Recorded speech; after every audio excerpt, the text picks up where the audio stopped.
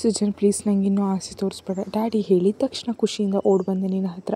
ನಿನ್ನ ಮೇಲೆ ಸ್ವಲ್ಪನೂ ಕೋಪ ಮಾಡ್ಕೊಳ್ಳೋ ಮನಸ್ಸು ಇಲ್ಲ ನನ್ನದು. ಅಗ್ಗ ಹೋದೆ ಅಲ್ವ ನಾನು ಅಂತ ಅವಳು ಅಳ್ತಾ ಇದ್ಲು. ನಂಗೆ ನಿಜವಾಗ್ಲೂ ಸಾರಿ, ಉದ್ದೇಶಪೂರ್ವಕವಾಗಿ ಏನೂ ಮಾಡಿಲ್ಲ ಅಂತ ಅವಳನ್ನ ತಪ್ಕೊಂಡ ಸಜ್ಜನ್. ಅವನ ಎದೆ ಮೇಲೆ ತಲೆ ಇಟ್ಟು ಶ್ರೇಷ್ಠ ಅತ್ಲು. ಮೆಲ್ಲಗೆ ಅವನಿಂದ ದೂರ ಹೋಗೋಕ್ಕೆ ಶುರು ಮಾಡಿದ್ಲು. ಬಿಟ್ಟು ಹೋಗ್ತೀಯಾ ಅಂತ ಕೇಳಿದ ಸಜ್ಜನ್. ನಾನಲ್ಲ ನೀನು ಬಿಟ್ಟು ಹೋಗಿದ್ದು ಅಂತ ಕಣ್ಣು ಒರೆಸ್ಕೊಂಡು ಕೋಪದಿಂದ ಹೇಳಿದ್ಲು ಅವಳು. ಬಿಟ್ಟು ಹೋಗೋ ಮನಸ್ಸೆ ಇದ್ದಿದ್ರೆ ಮನೆಗೆ ಬಂದು ಮದುವೆ ಬಗ್ಗೆ ಯಾಕೆ ಮಾತಾಡ್ತಿದ್ದೆ ಅಂತ ತಕ್ಷಣ ಹೇಳ್ದ. ಏನೋ ಅದರಲ್ಲಿ ನಿನ್ನ ಸ್ವಾರ್ಥ ಎಷ್ಟಿದೆಯೋ ಯಾರಿಗೂ ಗೊತ್ತು ಅಂತ ಮುಖ ತಿರುಗಿಸಿದ್ಲು. ನಿನ್ನ ಮದುವೆ ಮಾಡಿಕೊಂಡ್ರೆ ನಂಗೆ ಸ್ವಾರ್ಥನಾ? ಅದೇನಂತ ಸ್ವಲ್ಪ ಸ್ಪಷ್ಟಪಡಿಸ್ತೀಯಾ ಅಂತ ಕೇಳ್ದ ಸೃಜನ್.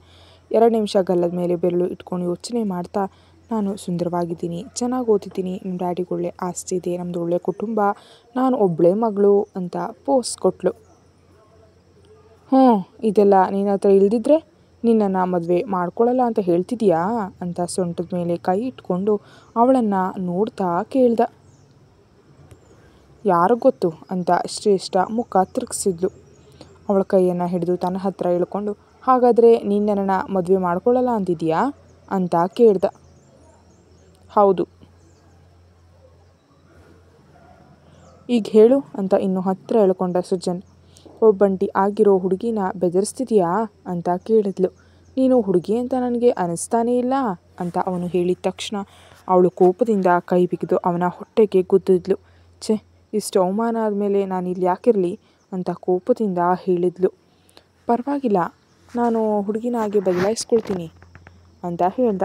ಮೊದಲು ನನ್ನ ಬಿಡು ಮಿಸ್ಟರ್ ಸುಜನ್, ನಾನು ಮನೆಗೆ ಹೋಗಬೇಕು, ಡ್ಯಾಡಿ ತಂದಿದ್ದ ಮದುವೆ ಸಂಬಂಧ ಕ್ಯಾನ್ಸಲ್ ಮಾಡಬೇಕು ಅಂತ ಶ್ರೇಷ್ಠ ಹೇಳಿದ್ಲು. ಸರಿ ಹೋಗು ಅಂತ ಬಿಟ್ಬಿಟ್ಟ. ನೋಡಿದ್ಯಾ, ನಾನು ಬಿಡೋಕೆ ಹೇಳಿದ ತಕ್ಷಣ ಬಿಟ್ಬಿಟ್ಟೆ. ನನ್ನ ಮೇಲೆ ನಿನಗೆ ಪ್ರೀತಿ ಇದೆ ಅಂತ ನಾನು ಹೇಗೆ ನಂಬಲಿ ಅಂತ ಕೋಪದಿಂದ ಕೇಳಿದ್ಲು. ಟೈಮ್ ಆಯಿತು ಬಾ ಅಂತ ಅವಳ ಸೊಂಟ ಕೈ ಹಾಕಿ ಹೊರಗೆ ಕರ್ಕೊಂಡು ಬಂದ ಅವನು. ಕೆಲಸದವರು ಒಬ್ಬೊಬ್ಬರಾಗಿ ಹೊರಗೆ ಹೋಗ್ತಾ ಇದ್ರು. ಅವಳನ್ನು ಬಿಡಲಿಲ್ಲ. ಹೇಯ್, ಎಲ್ಲರೂ ನಮ್ಮನ್ನು ನೋಡ್ತಿದ್ದಾರೆ, ಬಿಡು ಅಂತ ಮೆಲ್ಲಗೆ ಹೇಳಿದ್ಲು. ಬೇಗನೆ ನಾವು ಮದುವೆ ಮಾಡ್ಕೊಳ್ತಿದ್ದೀವಲ್ಲ ಅಂತ ಅದನ್ನು ಲೆಕ್ಕಿಸ್ದೆ. ಅವಳ ಜೊತೆಯಲ್ಲೇ ಕಾರ್ ಹತ್ತದ. ನನ್ನ ಕಾರಿದೆ, ನಾನು ಹೋಗ್ತೀನಿ ಅಂತ ಹೇಳಿದ್ಲು. ನೀನು ಮನೆ ತಲುಪೋ ಅಷ್ಟರಲ್ಲಿ ನಿನ್ನ ಕಾರ್ ನಿನ್ನ ಮನೆಯಲ್ಲಿರುತ್ತೆ, ಓಕೆ ಅಂತ ಒಂದು ಕ್ಷಣನೂ ನಿಲ್ಲದೆ ಕಾರ್ ಸ್ಟಾರ್ಟ್ ಮಾಡ್ದ. ಈಗ ನಾವೆಲ್ಲಿಗೆ ಹೋಗ್ತಿದ್ದೀವಿ? ನಮ್ಮನೆಗೆ ಅಂತ ಹೇಳ್ದ. ನಮ್ಮನೆಯಾ ಅಂದರೆ ಅದೆಲ್ಲಿದೆ ಅಂತ ಉದ್ದೇಶಪೂರ್ವಕವಾಗಿ ಕೇಳಿದ್ಲು. ಅವಳ ಕಡೆ ಗಂಭೀರವಾಗಿ ನೋಡಿ, ತೋರಿಸ್ತೀನಿ ಬಿಡು ಅಂತ ಹೇಳ್ದ. ಇನ್ನೇನು ಮಾತಾಡದೆ ಶ್ರೇಷ್ಠ ಸುಮ್ಮನಾದ್ಲು. ರಾತ್ರಿ 10 ಗಂಟೆ ಆಗ್ತಿದ್ರು ಗಗನ್ ಮನೆಗೆ ಬಂದಿರಲಿಲ್ಲ. ಅವನಿಗೋಸ್ಕರವೇ ಧರಣಿ ಕಾಯ್ತಾ ಇದ್ಲು. ಶಾಂತಿ, ನೀನು ಮನೆಗೆ ಹೋಗು ಅಂತ ಹೇಳಿದ್ಲು. ಶಾಂತಿ ಅಲ್ಲಿಯೇ ಇದ್ದಿದ್ದರಿಂದ ಪರವಾಗಿಲ್ಲ ಅಮ್ಮ, ಮನೆ ಹತ್ರನೇ ಇದೆ, ಹೋಗ್ತೀನಿ ಬಿಡಿ ಅಂತ ಶಾಂತಿ ಹೇಳಿದ್ಲು. ಅವ್ರು ಬರ್ತಾರಲ್ಲ, ನೀನು ಹೋಗು, ಟೈಮ್ ಆಯಿತು, ಈಗಾಗಲೇ ಬಂದಿರಬೇಕಿತ್ತು ಅಂತ ಧರಣಿ ಬಲವಂತವಾಗಿ ಕಳಿಸಿದ್ಲು. ಊಟ ಬಿಟ್ಟು ಹೋದರೆ ಬೈತಾರೆ ಅಂತ ಅವತ್ತೇ ಊಟ ಮಾಡಿ ಮುಗಿಸಿದ್ಲು. ಆ ದಿನ ಆದ ಘಟನೆಯಿಂದ ತನ್ನನ್ನು ಬಿಟ್ಟು ಹೋಗಿದ್ದಕ್ಕೆ ಧರಣಿಗೆ ತುಂಬ ಬೇಸರವಾಗಿತ್ತು. ಅದಲ್ಲದೆ ಹೀಗೆ ರಾತ್ರಿ ಹೊತ್ತಿನಲ್ಲಿ ಒಬ್ಬಂಟಿಯಾಗಿ ಬಿಟ್ಟು ಹೋಗಿದ್ದಕ್ಕೆ ಅವಳಲ್ಲಿ ಕೋಪ ಜಾಸ್ತಿಯಾಗಿತ್ತು. ಮೊದಲ ಬಾರಿಗೆ ಅವನ ವರ್ತನೆ ಅವಳಿಗೆ ಇಷ್ಟ ಆಗಿರಲಿಲ್ಲ. ಹಾಗೆ 1 ಗಂಟೆ ಕಳೆದ ಮೇಲೆ ಮೆಲ್ಲಗೆ ಬೆಡ್ರೂಮ್ಗೆ ಹೋದ್ಲು. ಕಣ್ಣು ಮುಚ್ಕೊಂಡು ಬರ್ತಿದ್ವು. ವಾಚ್ಮನ್ ಜೊತೆ ಮಾತಾಡಿ ಡೋರ್ ಓಪನ್ ಮಾಡಿಕೊಂಡು ಒಳಗೆ ಬಂದ ಗಗನ್. ಈಗಾಗಲೇ ಊಟ ಮಾಡಿದ್ರಿಂದ ನೇರವಾಗಿ ರೂಮ್ಗೆ ಹೋದ ಗಗನ್. ತನ್ನ ಕೈಯಲ್ಲಿದ್ದ ವಾಚ್ ನೋಡಿದೆ, ತುಂಬ ಟೈಮ್ ಆಗಿರೋದು ಗೊತ್ತಾಯಿತು. ಅವನು ರೂಮ್ಗೆ ಹೋಗುವಷ್ಟರಲ್ಲಿ ಎಚ್ಚರವಾಗಿದ್ದ ಧರಣಿ ತಕ್ಷಣ ಕಣ್ಣು ಮುಚ್ಕೊಂಡ್ಳು. ಅವಳ ಕಡೆ ಒಮ್ಮೆ ನೋಡಿ ಫ್ರೆಶ್ ಆಗಿ ಬಂದ.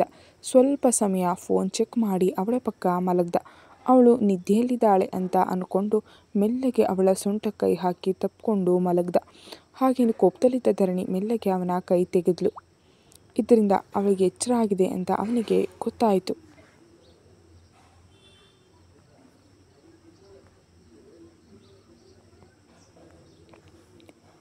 ಮತ್ತೊಂದು ಕಡೆ ತಿರುಗ್ದ. ಅವಳನ್ನು ತನ್ನ ಕಡೆ ತಿರುಗಿಸ್ದ. ಗಟ್ಟಿಯ ಕಣ್ಣು ಮುಚ್ಕೊಂಡು ತಲೆ ದಿಂಬಿನ ಒಳಗೆ ಬಚ್ಚಿಟ್ಕೊಂಡ್ಳು. ತೊಂದರೆ ಮಾಡ್ತಿದ್ದೀನಾ ಅಂತ ಅವಳ ಕೆನ್ನೆ ಮೇಲೆ ಮೆಲ್ಲಗೆ ಸವರುತ್ತಾ ಮಾತಾಡದೆ ಸೈಲೆಂಟ್ ಆಗಿದ್ಲು. ಅವಳು ನಿದ್ರೆಗೆ ಜಾರಿದಾಳೆ ಅಂತ ಅಂದ್ಕೊಂಡು ತೊಂದರೆ ಮಾಡ್ತೀನಿ ಅಂತ ಅವಳನ್ನ ಬಿಟ್ಬಿಟ್ಟ. ಆದರೆ ಕೈ ಮಾತ್ರ ಅವಳು ಸುತ್ತಾ ಇತ್ತು.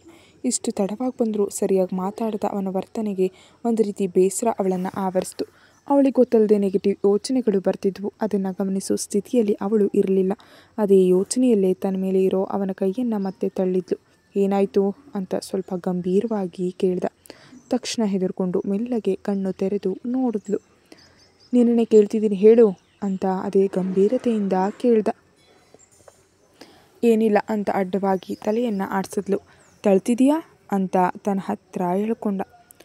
ದೊಡ್ಡ ದೊಡ್ಡ ಕಣ್ಣುಗಳನ್ನು ಮಾತ್ರ ಮೇಲಕ್ಕೆತ್ತಿ ನೋಡಿದ್ಲು. ನಿನ್ನ ತೊಂದರೆ ಏನು ಅಂತ ಹೇಳಿದ್ರೆ ಅಲ್ವಾ ಗೊತ್ತಾಗೋದು. ಹೀಗೆ ಸೈಲೆಂಟ್ ಆಗಿದ್ರೆ ನಿನ್ನ ಮನಸ್ಸಿನಲ್ಲಿ ಏನಿದೆ ಅಂತ ನನಗೆ ಹೇಗೆ ಗೊತ್ತಾಗುತ್ತೆ? ನಾನೇನು ದೇವರಲ್ಲ ಅಂತ ಅವಳನ್ನು ಇನ್ನೂ ಗಟ್ಟಿಯಾಗಿ ತಪ್ಪಿಕೊಂಡು ತನ್ನ ಎದೆಗೆ ತಲೆ ಇಟ್ಕೊಂಡ. ಅವನು ಬಿಗಿಯಾಗಿರ್ತಿದ್ರಿಂದ ಅವಳಿಗೆ ಉಸಿರಾಡೋ ಕಷ್ಟ ಆಯಿತು. ಇತ್ತ ಅತ್ತ ಒದ್ದಾಡ್ತಾ ಇದ್ದರೆ ಮೆಲ್ಲಗೆ ತಬ್ಬಿದ ಕೈ ಸಡಿಲ ಮಾಡ್ದ.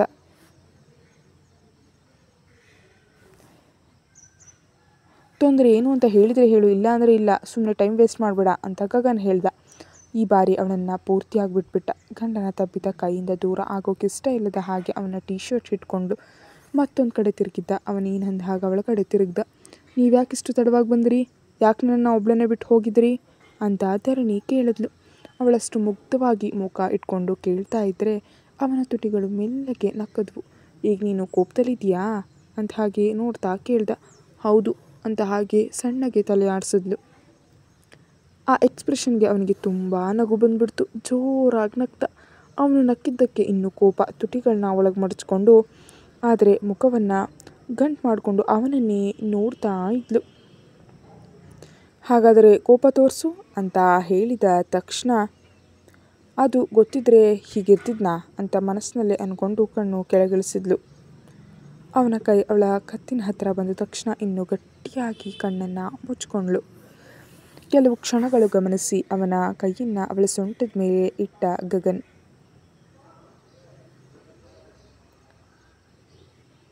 ತಕ್ಷಣ ಅವಳ ತುಟಿಗಳು ಅರಳಿದ್ವು. ಧರಣಿ ಕೋಪ ಬರ್ತಿದ್ಯಾ ಅಂತ ಮೆಲ್ಲಗೆ ನಗ್ತಾ ಕೇಳ್ದ.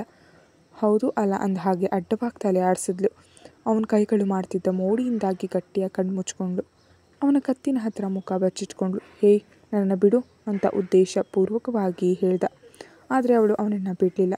ಅವಳ ಪ್ರೀತಿ ಅವಳು ಹಿಡಿದಿದ್ದರಿಂದಲೇ ಗೊತ್ತಾದಾಗ ಇಷ್ಟಪಟ್ಟು ಅವಳನ್ನು ತಪ್ಪಿಕೊಂಡ. ಧರಣಿ ಕೋಪ ಬರ್ತಿದ್ಯಾ ಅಂತ ಮೆಲ್ಲಗೆ ನಗ್ತಾನೇ ಹೇಳ್ದ.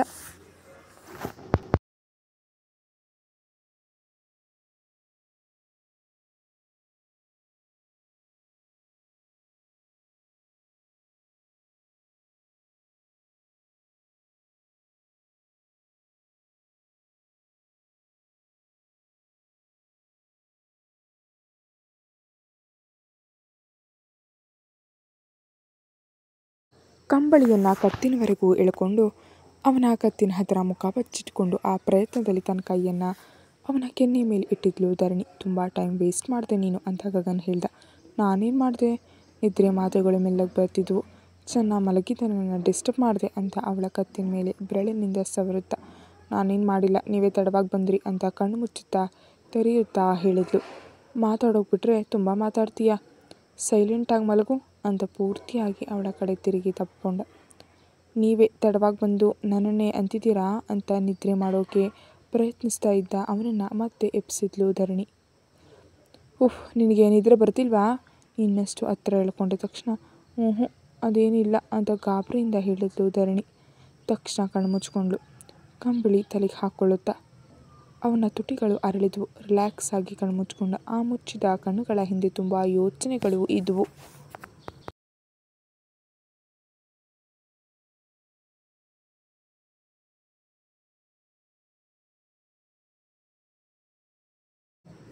ತನ್ನ ಆಫೀಸ್ನಲ್ಲೇ ಅಕೌಂಟ್ಸ್ ತಪ್ಪು ಮಾಡೋ ಧೈರ್ಯ ಯಾರಿಗಿದೆ? CCTV ಫೋಟೋಸ್ ಈಗಾಗಲೇ ಡಿಲೀಟ್ ಆಗಿದ್ವು. ಇಷ್ಟು ದಿನ ಇಲ್ಲದ ಈ ಕೆಲಸವನ್ನು ಈಗ ಯಾರು ಮಾಡ್ತಿದ್ದಾರೆ? ಮುಚ್ಚಿದ ಕಣ್ಣುಗಳು ಹೆಚ್ಚು ಹೊತ್ತು ಹಾಗೆ ಇರಲು ಆಗಲಿಲ್ಲ. ತಲೆ ತಿರುಗಿಸಿ ನೋಡಿದ ಅವನಿಗೆ ಮುಗ್ಧವಾಗಿ ನಿದ್ರೆ ಮಾಡ್ತಾ ಇರೋ ಧರಣಿ ಕಾಣಿಸಿದ್ದು. ಅವಳಿಗೆ ಹೇಳ್ಕೊಳ್ಳುವಂಥ ಬ್ಯಾಕ್ಗ್ರೌಂಡ್ ಕೂಡ ಇಲ್ಲ. ಯಾರು ಮಾಡಿರ್ಬೋದು ಇದೆಲ್ಲ? ಅಷ್ಟು ಮುಗ್ಧ ಹುಡುಗಿನ ಹೇಗೆ ಕೊಲ್ಲೋಕೆ ಅನಿಸುತ್ತೆ ಅವರಿಗೆ? ಸುಜನ್ ಹಾಗೂ ಇನ್ನೊಬ್ಬರು ಯಾರು ಅಂತ ಗೊತ್ತಾಗಲಿಲ್ಲ. ಧರಣಿಗೆ ಹಾನಿ ಮಾಡೋರನ್ನ ಅವನು ಸುಮ್ಮನೆ ಬಿಡಲ್ಲ. ಹಲವು ಯೋಚನೆಗಳ ನಡುವೆ ನಿದ್ರೆಗೆ ಜಾರ್ದ. ಬೆಳಗ್ಗೆ 7 ಗಂಟೆಗೆ ಗಗನ್ ಫೋನ್ ರಿಂಗ್ ಆಗ್ತಿದ್ರೆ ಮೆಲ್ಲಗೆ ಕಣ್ತೆರೆದು ನೋಡ್ದ. ಅವನಿಗೆ ಅಷ್ಟು ಹೊತ್ತಿನವರೆಗೂ ಎಚ್ಚರ ಇರಲೇ ಇಲ್ಲ. ಧರಣಿ ಆಗಲೇ ಎದ್ದು ಹೋಗಿರೋದು ಗೊತ್ತಾಯಿತು. ಮಾಳವಿಕಾ ಕಾಲ್ ಮಾಡ್ತಾ ಇದ್ದಿದ್ದರಿಂದ ಲಿಫ್ಟ್ ಮಾಡಿ ಕಿವಿ ಹತ್ರ ಇಟ್ಕೊಂಡು ಗುಡ್ ಮಾರ್ನಿಂಗ್ ಮಾಮ್ ಅಂತ ನಿದ್ರೆ ಮಂಪರಿನಿಂದ ಹೇಳ್ದ. ಡಿಸ್ಟರ್ಬ್ ಮಾಡ್ದ ಕಂದ? ಇಲ್ಲ ಮಾಮ್, ಗೊತ್ತಿಲ್ಲದೆ ತುಂಬ ಹೊತ್ತು ಮಲಗಿಬಿಟ್ಟೆ. ಬೆಳಿಗ್ಗೆನೇ ಕಾಲ್ ಮಾಡಿದ್ಯಾ? ಎಲ್ಲ ಓಕೆ ತಾನೇ ಅಂತ ಗಗನ್ ಕೇಳ್ದ. ಇನ್ನೊಂದು ಗಂಟೆಯಲ್ಲಿ ಪೂಜೆ ಇದೆಯಲ್ಲ ಮಗ, ಧರಣಿಗೆ ನಿನ್ನೆ ಹೇಳಿದ್ದೆ, ನಿನ್ನ ಹತ್ರ ಹೇಳಿಲ್ವಾ ಅಂತ ಮಾಳವಿಕಾ ಕೇಳಿದ್ಲು. ಮಾಮ್, ರಾತ್ರಿ ತಡವಾಗಿ ಬಂದೆ, ಅವಳು ಮರ್ತ್ಬಿಟ್ಟಿರ್ಬೋದು ಅಂತ ಗಗನ್ ಹೇಳ್ದ. ತನ್ನ ಹೆಂಡತಿ ಪರ ವಾದ ಮಾಡ್ತಾ ಇರೋ ಮಗನ ಮಾತಿಗೆ ನಗ್ತಾ, ಗಗನ್, ಧರಣಿ ಮರ್ತ್ಬಿಟ್ರು ಬಯ್ಯೋ ಅತ್ತೆ ನಾನಲ್ಲ ಅಂತ ಮಾಳವಿಕಾ ನಗ್ತಾ ಹೇಳಿದ್ಲು. ಇಲ್ಲ ಮಾಮ್, ಇದು ನಿಜ ಅಂತ ಗಗನ್ ಹೇಳ್ದ. ಸರಿ 10 ಗಂಟೆ ಒಳಗಡೆ ಬನ್ನಿ. ಮಾಮ್, ನಂಗಾಗಲ್ಲ, ಆಫೀಸ್ನಲ್ಲಿ ಸಣ್ಣ ಇಶ್ಯೂ ಇದೆ. ಕಂದ, ಏನಾದರೂ ಸೀರಿಯಸ್ ಇದೆಯಾ? ಏನಿಲ್ಲ ಮಾಮ್, ಡೋಂಟ್ ವರಿ. ಕಂದ, ಪೂಜೆ ಆಗೋ ಅಷ್ಟರಲ್ಲಾದರೂ ಬಾ, ಮೊದಲು ಧರಣಿಯನ್ನು ಡ್ರಾಪ್ ಮಾಡಿ ಹೋಗು ಅಂತ ಹೇಳಿ ಕಾಲ್ ಕಟ್ ಮಾಡಿದ್ಲು ಮಾಳವಿಕಾ. ಧರಣಿ ಡ್ರೆಸ್ಸಿಂಗ್ ರೂಮ್ನಿಂದ ಹೊರಗೆ ಬಂದು ತಲೆ ಒರೆಸ್ಕೊಳ್ಳುತ್ತಾ ಪಟ್ಟು ಸೀರೆ ಉಟ್ಕೊಂಡು ಒಮ್ಮೆ ತನ್ನ ಉದ್ದ ಕೂದಲನ್ನು ಜುಟ್ಟು ಹಾಕಿದ್ಲು, ಒಡವೆ ಹಾಕೊಳ್ಳುತ್ತಾ.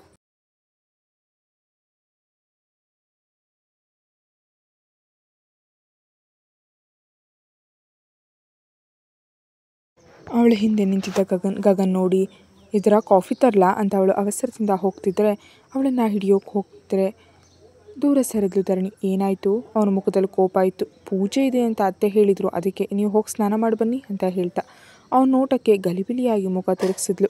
ಅವಳು ಗಾಬರಿ ಪಡ್ತಾ ಇದ್ರೆ ಅವಳ ತಲೆಯಿಂದ ಬೆವರ ಹನಿ ಅವಳ ಕಿವಿಯ ಹತ್ರ ಇಳಿದು ಬಂತು. ಬೇಡ, ನೇರವಾಗಿ ತಿಂಡಿ ಮಾಡೋಣ ಅಂತ ಹೇಳಿ ಬಾತ್ರೂಮ್ಗೆ ಹೋಗ್ಬಿಟ್ಟ ಗಗನ್. ಅವನು ಬಂದಾಗ ಸುಂದರವಾಗಿ ಕಾಣಿಸ್ತಾ ಇದ್ದ. ಧರಣಿ ಹತ್ರ ಹೋಗದೆ ಇರೋಕೆ ಅವನಿಗಾಗಲಿಲ್ಲ. ಅವಳ ಕೆನ್ನೆ ಮೇಲೆ ಗಟ್ಟಿಯಾಗಿ ಮುತ್ತಿಟ್ಟ. ಪೂಜೆ ಇದೆ, ನೀವು ಹೀಗೆ ಮಾಡೋದು ಚೆನ್ನಾಗಿಲ್ಲ ಅಂತ ಸಿಟ್ಟಿನಿಂದ ಹೇಳಿದ್ಲು. ಇದಕ್ಕೇನು ಸಂಬಂಧ ಅಂತ ಹುಬ್ಗಂಟು ಹಾಕೊಂಡು ಕೇಳ್ದ. ತುಂಬ ಇದೆ, ನಿಮ್ಗೆ ಗೊತ್ತಾಗಲ್ಲ ಬಿಡಿ. ಮುಖ ಗಂಟು ಮಾಡಿಕೊಂಡ್ಳು. ಅವಳ ತುಟಿಯ ಕೊನೆಯಲ್ಲಿ ತಕ್ಷಣ ಮುತ್ತಿಟ್ಟು, ಅಸಲಿಗೆ ಪೂಜೆ ಯಾಕೆ ಬೇಕು, ಮನೆಯಲ್ಲೇ ಇರೋಣ ಅಂತ ಗಗನ್ ಹೇಳ್ದ.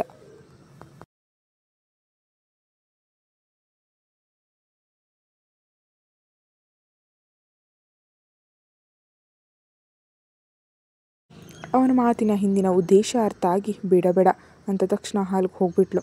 ಅವನು ರೆಡಿಯಾಗಿ ಕೆಳಗೆ ಹೋದ. ಶಾಂತಿ ಡೈನಿಂಗ್ ಟೇಬಲ್ ಮೇಲೆ ಪಾತ್ರೆಗಳನ್ನ ಇಟ್ಟಿದ್ಲು. ಗಗನ್ಗೆ ತಿಂಡಿ ಬಡಿಸಿದ್ಲು ಪಕ್ಕದಲ್ಲಿ ನಿಂತು. ನೀನು ಕೂಡ ಕುಳಿತುಕೋ, ಬೇಗ ಹೋಗಬೇಕು ಅಂತ ಹೇಳ್ದ. ನೀವು ತಿನ್ನಿ ಅಂತ ಹೇಳಿದ್ಲು. ಯಾಕೆ ಅಂತ ಅಂದಾಗ ಅವಳ ಕಡೆ ನೋಡ್ದ. ಅದು ಪೂಜೆ ಅಂತ ತೊದಲಿದ್ಲು. ತಿಂಡಿ ತಿನ್ನಿಲ್ಲ ಅಂದರೆ ಬಿದ್ದು ಹೋಗ್ತೀಯಾ ಅಂತ ಗಂಭೀರವಾಗಿ ನೋಡ್ತಾ ಹೇಳ್ದ. ಈ ಒಂದು ಸಾರಿ ಅವನ ನೋಟಕ್ಕೆ ಹೆದರುತ್ತಾ ಸ್ವಲ್ಪ ಗಾಬರಿಯಿಂದ ನೋಡಿದ್ಲು. ಇನ್ನೇನು ಮಾತಾಡದೆ ತಿಂಡಿ ತಿಂದ್ಬಿಟ್ಟ. ಶಾಂತಿ, ನಾನು ಈವ್ನಿಂಗ್ ಬರ್ತೀನಿ, ಮನೆಯಲ್ಲೇ ಇರು, ಏನಾದರೂ ತೊಂದರೆ ಆದರೆ ಮನೆಗೆ ಹೋಗು ಅಂತ ಧರಣಿ ಹೇಳಿದ್ಲು. ಸರಿಯಮ್ಮ ಅಂತ ಶಾಂತಿ ಹೇಳಿದ್ಲು.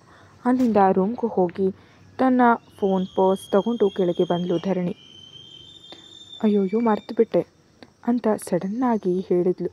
ಹೊರಗೆ ಹೋಗಿದ್ದ ಗಗನ್ ಹಿಂದೆ ತಿರುಗಿ ನೋಡ್ದ.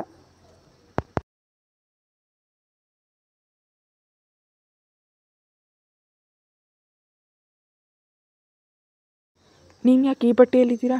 ಅತ್ತೆಯವ್ರು ನಿಮಗೋಸ್ಕರ ಬಟ್ಟೆ ಕಳಿಸಿದ್ರು ಅಂತ ಧರಣಿ ಹೇಳಿದ್ಲು. ನಾನು ಬರ್ತಿಲ್ಲ ಅಂತ ಗಗನ್ ಹೇಳ್ದ. ಯಾಕೆ? ಕೆಲಸ ಇದೆ ಅಂತ ಅವಳ ಜೊತೆ ಹೊರಗೆ ನಡೆದ. ನೀವು ಕೂಡ ಬರ್ಬೋದಲ್ಲ ಅಂತ ಮೆಲ್ಲಗೆ ಡ್ರೈವ್ ಮಾಡ್ತಾ ಇರೋ ಗಗನ್ ಕಡೆ ನೋಡ್ತಾ ಧರಣಿ ಕೇಳಿದ್ಲು. ಬರ್ತೀನಿ, ಈಗಲ್ಲ, ಮಧ್ಯಾಹ್ನ ಅಂತ ಅವಳ ಕಡೆ ಒಮ್ಮೆ ನೋಡಿ ರೋಡ್ ಕಡೆ ನೋಡ್ತಾ ಹೇಳ್ದ. ಸರಿ ಅಂದ ಹಾಗೆ ತಲೆ ಆಡಿಸಿ ವಿಂಡೋದಿಂದ ಹೊರಗೆ ನೋಡ್ತಾ ಇದ್ಲು. ಅವನು ಇಲ್ಲದೆ ತಾನು ಹೇಗೆ ಪೂಜೆಯಲ್ಲಿ ಭಾಗವಹಿಸಬೇಕು, ಪೂಜೆ ಅಂದರೆ ಗೊತ್ತಿರೋರೆಲ್ಲ ಬರ್ತಾರೆ, ತಾನು ಹೇಗೆ ಫೇಸ್ ಮಾಡಬೇಕು ಅಂತ ಒಂದು ಸಣ್ಣ ಭಯ ಅವಳಲ್ಲಿತ್ತು. ಮಾಳವಿಕಾ ನಿಲಿಯದ ಮುಂದೆ ಕಾರ್ ನಿಂತಿತು. ಅವಳ ಕೈಯನ್ನು ಹಿಡಿದು ಜಾಗ್ರತೆ ಅಂತ ಗಗನ್ ಹೇಳ್ದ. ಬೇಗ ಬನ್ನಿ ಅಂತ ಧರಣಿ ಹೇಳಿದ್ಲು. ಸ್ವಲ್ಪ ಮುಂದಕ್ಕೆ ಬಾಗಿ ಅವಳನ್ನು ತಪ್ಕೊಂಡು ಹ್ಞೂ ಅಂತ ಬಿಟ್ಟ. ಕಾರ್ ಇಳಿದು ಮನೆಗೆ ನಡೆದ್ಲು. ಹಲವು ಬಾರಿ ಹಿಂದೆ ತಿರುಗಿ ನೋಡಿ ಒಳಗೆ ಹೋಗ್ಬಿಟ್ಲು. ಅವಳು ಹೋದ ತಕ್ಷಣ ಕಾರನ್ನು ಮುಂದೆ ತೆಗೆದುಕೊಂಡು ಹೋದ. ಅದು ತನ್ನ ಮನೆಯೇ ಆದರೂ ಯಾಕೋ ಈ ಗಾಬರಿ ಗೊತ್ತಾಗ್ತಿಲ್ಲ. ಬಹುಶಃ ಇನ್ನೂ ತನ್ನ ಮನೆ ಅಂತ ಅಂದ್ಕೊಂಡಿಲ್ಲ. ಹೆಜ್ಜೆ ಇಡ್ತಾ ಒಳಗೆ ಹೋದ್ಲು.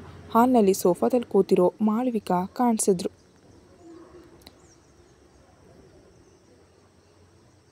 ಅಮ್ಮ ಅಂತ ಧರಣಿ ಕಡೆ ನೋಡಿದ್ಲು ಅಜ್ಜಿ. ಅವರ ಹತ್ರ ಹೋಗಿ ಅವ್ರ ಕಾಲುಗಳಿಗೆ ನಮಸ್ಕಾರ ಮಾಡಿದ್ಲು ಧರಣಿ. ಇದನ್ನು ಎಷ್ಟು ನಿರೀಕ್ಷಿಸಿದ ಅಜ್ಜಿ ಶಾಕ್ ಆದ್ಲು. ಮೇಲಕ್ಕೆದ್ದು ಧರಣಿಯನ್ನು ತಕ್ಕೊಂಡು ಪಕ್ಕದಲ್ಲಿ ಕೂರಿಸ್ಕೊಂಡ್ರು ಮಾಳವಿಕಾ. ಅತ್ತೆ ತಡ ಆಯ್ತಾ ಅಂತ ಕೇಳಿದ್ಲು. ಏನಿಲ್ಲ ಧರಣಿ, ಇನ್ನೂ ಪೂಜಾರಿ ಕೂಡ ಬಂದಿಲ್ಲ ಅಂತ ಮಾಳ್ವಿಕಾ ಹೇಳಿದರು. ಉಸಿರು ಬಿಟ್ಟು ಸರಿಯಾಗಿ ಕೂತ್ಲು. ಸರಿಯಾಗದೇ ಸಮಯದಲ್ಲಿ ಅತ್ತೆ ಅಂತ ರೂಮ್ನಿಂದ ಹೊರಗೆ ಬಂದ್ಲು ವೀಕ್ಷಿತ. ಲಂಗ ದಾವಣಿಯಲ್ಲಿ ತುಂಬ ಸುಂದರವಾಗಿ ಕಾಣಿಸ್ತಿದ್ಲು. ಅವಳ ಹಿಂದೆಯೇ ದೇವಿನಾ ಬಂದಿದ್ಲು. ಧರಣಿ ಕಡೆ ಗಂಭೀರವಾಗಿ ನೋಡ್ತಾ ಮಾಳ್ವಿಕಾಗ್ ಮತ್ತೊಂದು ಕಡೆ ಬಂದು ಕೂತ್ಕೊಂಡ್ಳು ವೀಕ್ಷಿತ. ಕತೆ ಮುಂದುವರಿಯುತ್ತೆ. Thank you so much for watching.